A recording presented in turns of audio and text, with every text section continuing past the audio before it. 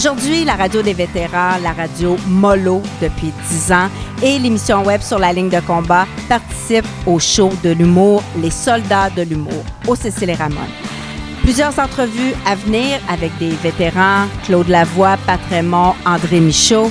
Mais d'abord, je m'entretiens avec le propriétaire de Prémont Harley-Davidson, Laurent Prémont.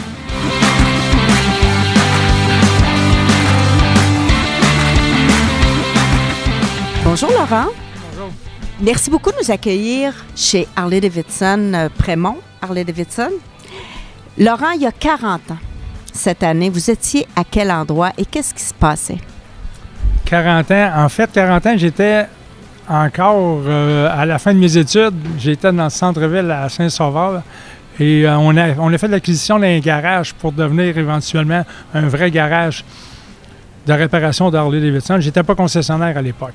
Et ça faisait déjà plusieurs années que j'avais des connaissances, des gens qui venaient un peu partout de la province de Québec, qui m'amenaient leur moteur, leur transmission.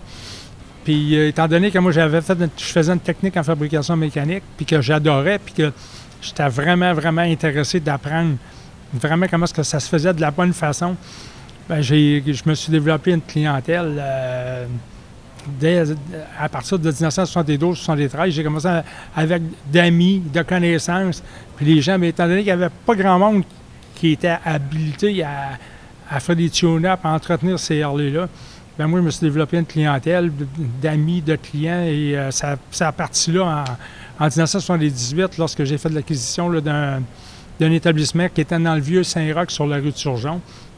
Et ce qui est plus comique, c'est que quand on est arrivé sur la rue de Turgeon, j'avais la maison à côté, il y avait le garage, puis je me restais 539 hors rue de Turgeon. Puis les voisins, c'est une petite rue, ça, dans le cœur de Saint-Roch.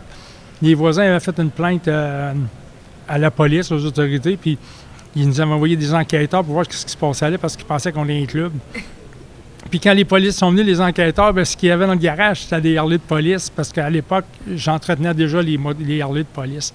Ça fait que c'est une anecdote en passant, mais c'est de même que ça a commencé tranquillement, pas vite. Au fil des années, on faisait de la mécanique. Après ça, on a commencé à vendre un petit peu de pièces. Puis j'allais aux États-Unis chercher des pièces. Puis j'ai des amis qui sont concessionnaires aux États-Unis. Puis ensuite de ça, j'étais très proche de Léo Bouchard d'Harley Longueuil à Longueuil. Puis lui m'avait pris sous son aile, fait qu'il me fournissait des pièces d'origine Harley aussi. Et on a développé ça petit à petit. Puis après ça, la business s'est développée avec les vêtements. Et on voulait devenir concessionnaire, mais c'était vraiment pas facile. Ça prenait des sous qu'on n'avait pas. Ça prenait de l'expertise aussi.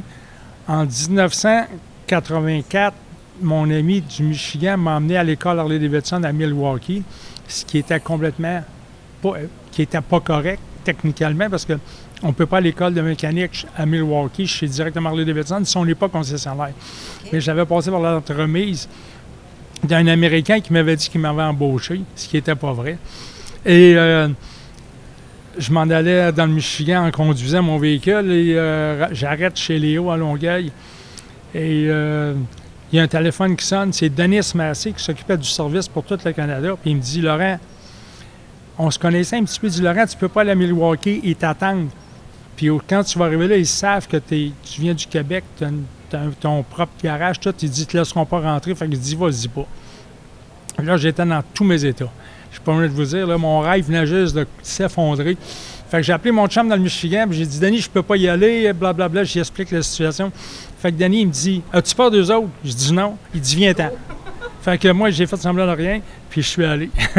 Puis finalement, j'ai passé la semaine là, on avait suivi tous les cours. Puis j'étais sorti là avec mon diplôme. D'ailleurs, dans l'entrée du magasin, on peut voir la classe où j'étais avec mon ami américain qui m'avait amené là. On a une espèce de fresque là, dans la hall d'entrée. Là. Ça fait que une partie de cette histoire-là est dans la fresque. En 1984, c'était la première année que les moteurs Révolution existaient. Et ici, on me voit, là, j'ai les cheveux très courts, je suis ici. Et la personne qui m'avait amené à l'école, il est ici, s'appelle M. Dennis Atherton de ABC Harley-Davidson, qui était à Pontiac, Michigan à l'époque. Ici, on a un gars qu'on voyait qui s'appelle Poppy, qui est très connu, qui est une célébrité, qui est toujours à Sturgis, qui se promenait debout sur son flathead. C'est un spécialiste de flathead. Ici, on voit aussi Harley-Davidson Training, Technical Training avec la date. Et ici, vous avez ma badge d'étudiant que j'ai toujours conservé. Excusez-moi, là, ici, on voit ici le logo Harley-Davidson Company. Puis Harley-Davidson Training Center, décembre 5 au 16, 1983. Laurent Prémont, ABC Cycle Incorporé, Pontiac, Michigan. Ça, c'était vraiment ma badge que j'avais. Ça fait que c'est certain que les gens ici ils connaissent pas toute l'histoire, là, mais ça démontre vraiment que j'avais été à l'école à Milwaukee. Puis c'est le fun parce que là, Harley-Davidson sont venus ici. Ils disent merci beaucoup d'avoir été... Ils sont fiers qu'on ait participé, d'avoir fait ça pour la marque Harley-Davidson. Puis ça avait été signé par les gens d'Harley-Davidson. Ça fait que lorsqu'on a fait l'ouverture ici. Ça fait que c'est une fresque qui est formidable. Il y a plein d'histoires dans cette fresque-là. Mais en tout cas, là, vous aussi, au moins, vous avez le détail là, sur ce qui s'est passé avec les moteurs Révolution en 1983-1984 avec moi.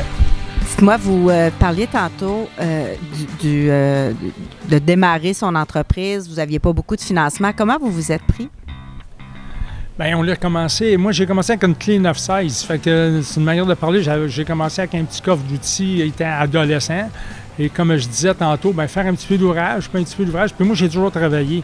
Quand j'avais 13 ans, je travaillais dans des bateaux de plaisance. Je travaillais chez Robitaille Marine. J'ai travaillé là jusqu'à 20 ans. Je faisais de la mécanique chez nous. Je faisais du machinage de par mon étude en fabrication mécanique. Puis comme je dis, j'avais des gars qui venaient du lac Saint-Jean, de Dolbeau, partout. Ils m'amenaient de leur moteur, leur transmission. Fait que j'ai grandi de même. Je me suis ramassé de l'argent. Après ça, lorsqu'on a fait l'acquisition du fameux garage sur la rue de Surgeon, on a fait un emprunt commercial. Mon père avait cautionné, il avait signé pour moi. Puis on a investi tranquillement pas vite. Pour au fur et à mesure qu'on faisait un petit peu d'argent, bien, on a tout le temps réinvesti l'argent. Moi, j'ai jamais eu un char neuf, un truck neuf. Là. J'avais un pick-up 1955. J'allais dans l'Ohio avec mon pick-up 55 chercher des pièces. Là. J'ai peut-être fait 100 fois. Ça fait que c'est un peu de même. Puis comme je disais, mon chum Léo à Longueuil, lui, il m'avait fait un compte ouvert. Fait que ça nous permet de rouler de l'argent puis regarder des profits. Puis on travaillait tout le temps. Là. Moi, j'ai vu des gars arriver chez nous ce samedi avec un moteur là, gravement endolori, là, magané, là, puis de faire le moteur, le remonter, puis le gars partir avec son bicycle le lundi. Fait que nous autres, on ne comptait pas nos heures, on travaillait tout le temps. C'est ce qu'on appelle un passionné, et c'est ce qui fait aujourd'hui qu'après 40 ans, vous avez le succès que vous avez, là. Oui, définitivement, on a un certain succès parce que Harley-Davidson, c'est toujours qu'ils nous le disent aussi, parce que j'aime pas ça me vanter. Là. Les gens me disent, c'est le plus gros magasin au Canada. Ben, j'ai dit, j'ai jamais construit ça dans le but d'avoir le plus gros, le plus petit, le meilleur. Là. On a toujours fait. Moi, c'était une fierté. J'avais tout le temps les gens qui me disaient, je suis allé, je sais pas moi, à Nashville, j'ai vu un magasin, il est beau, il était écœurant. Puis c'était tout le temps comme si nous autres, on était des moins que rien au Québec. Fait que moi, j'ai fait ce magasin-là ici, là, c'était une fierté pour les Québécois. J'aurais pu rester petit, j'aurais pu tout vendre, m'en aller, mais c'était vraiment une fierté pour tous les fanatiques d'Harley. Puis on sait qu'il y a des gens d'Harley comment ils sont fanatiques. Ça fait que c'est pour ça que j'ai fait ça. Puis le succès qu'on a, bien Harley nous le dit, c'est parce que finalement, aujourd'hui, avec l'informatique, on a tout le temps des rapports. Puis Harley nous dit tout le temps, on est toujours dans les trois premiers au Canada. Dans les ventes, puis souvent, 2-3 fois par année, on est les premiers dans les ventes au Canada. Considérant qu'on est dans une ville qui n'a pas beaucoup d'industrie, qui a 6 mois d'hiver, bien, je pense qu'on fait les efforts nécessaires. C'est jamais facile, mais on travaille vraiment fort pour la marque. C'est sûr que j'ai la marque dans le sang. Là. J'ai fait ça toute ma vie. J'ai eu mon premier Harley à 16 ans. J'ai eu mon premier Harley à 16 ans. Je l'ai démanché en partie. J'attendais mon permis de conduire pour être capable de le conduire. Puis ça s'est vraiment passé de même. J'ai été 2 semaines, mon Harley il était après, là, modifié. Un peu à l'époque. On brisait tout aujourd'hui. Aujourd'hui, on le referait comme il était à l'époque. Mais j'ai commencé ça de même à 16 ans, puis j'ai juste fait ça toute ma vie. J'ai jamais vendu d'autres marques. Plein de gens, écoutez, j'ai rien contre les autres marques, là, puis tout le monde le doit vivre. Puis je pense que toutes les marques doivent avoir un certain respect, mais moi, je peux vous dire que BMW sont venus voir des années pour que je prenne la concession BMW. Après ça, Triumph sont venus voir je ne sais pas combien de fois aussi. Ducati est venu me voir. Indian m'ont offert la distribution d'Indian. Puis j'ai toujours été fidèle à eux. Puis pour moi, ben, je pense que c'est naturel là, d'être fidèle à une marque qu'on croit et qu'on trippe. Parce que moi, quand je roule un Harley, là, ça me rentre d'un trip comme à peu près tout le monde qui conduit un Harley. Dites-moi, vous êtes beaucoup impliqué auprès des vétérans, des militaires. Qu'est-ce qui vous a amené à vous impliquer, puis ça part de où? En fait, ben, je pense que c'est normal d'appuyer les gens qui vont risquer leur vie pour nous défendre et pour nous aider. Puis c'est toujours pour une bonne cause. Et en plus de ça, ce que je devrais dire, c'est que dans les premières années que j'étais sur la rue de Surgeon, il y a plein de militaires qui venaient me voir.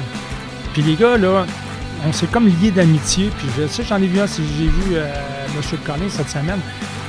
À l'époque, les gars m'appelaient, ils m'envoyaient des messages. Je me souviens pas, parce qu'aujourd'hui, dans le temps, il n'y a pas d'informatique, naturellement. Les gars, envoie-moi une boîte de vêtements, là, puis on a besoin de telle pièce, telle pièce, telle pièce. Puis on envoyait ça là, à l'autre bout du monde, en Allemagne, puis je me souviens pas où, ils m'ont envoyé ça outre-mer. Puis les gars étaient tout le temps contents, puis c'était tout le temps des belles relations d'affaires. Puis on est devenus chums avec ces gars-là aussi. Parce que ces gars-là, quand ils revenaient, ils venaient nous voir, puis on prenait une bière, c'était le fun. Puis moi, je pense que c'est normal d'appuyer ces gens-là, comme je dis, qui sont prêts à risquer leur vie, qui vivent des traumatismes. Puis tout, nous autres, on est assis sur nos lauriers, là, puis on se plaint le ventre plein, là, mais on fait rien comparé à ces gens-là. Fait que je pense que c'est normal de faire attention à toutes ces bonnes âmes-là. Bien, c'est très noble de votre part, puis merci beaucoup en leur nom. Laurent, 40 ans, on fait ça comment chez Prémont Harley-Davidson? Le 26 mai, là, je vais faire une randonnée pour souligner l'événement. J'ai fait venir les vrais Blues Brothers. Puis on va avoir un jam de blues. Ça fait que le matin, on fait une randonnée. Je vais avoir des food trucks ici. Je veux avoir des jeux pour divertir les gens. Comme je dis, il va y avoir un show de blues. Je fais venir les bluesmen québécois pour faire un jam, qui sont Peter Shank, Mike Dewey, Jay Sowell. Puis je veux vraiment un blues. Puis après ça, on va faire une soirée avec les vrais Blues Brothers. C'est une super belle production. Fait que je pense que j'invite les gens à venir fêter, festoyer. Je pense que ça va être une belle journée le fun, le 26 mai. On va souhaiter avoir une belle température pour tout l'été, pour tout le monde à Québec. Laurent, merci beaucoup. Ça a été un plaisir de m'entretenir avec vous. Et bienvenue à tout le monde encore. Merci, Laurent.